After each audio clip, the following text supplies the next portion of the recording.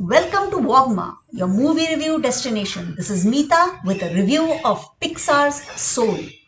Ever wondered what Abraham Lincoln's soul must have done after his body expired?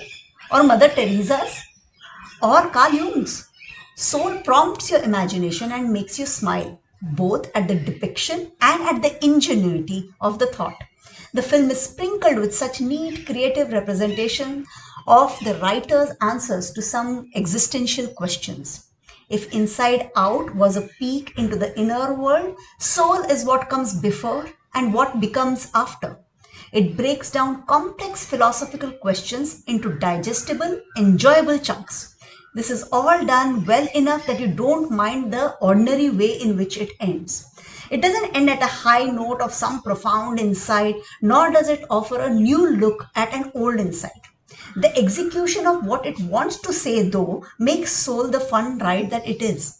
The great before world, the land of new souls, is built in a simple yet elegant format, much like the animation figures governing the place. I could look at those stick figures moving all day long. The origin of the new souls isn't discussed, passed me by, because I sat there mesmerized by the various components of this world. When it did strike me, I even rationalized the exclusion. Maybe it was left out intentionally to avoid religious controversies. The great beyond imagery, on the other hand, is given a relatively shorter hand. It is less elaborate, and the afterlife isn't discussed much either.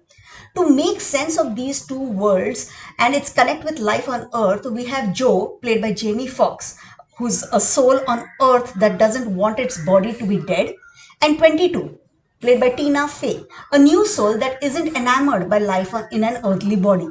Happens between them is quite predictable, including jabs at materialism. There are quite a few tropes like that.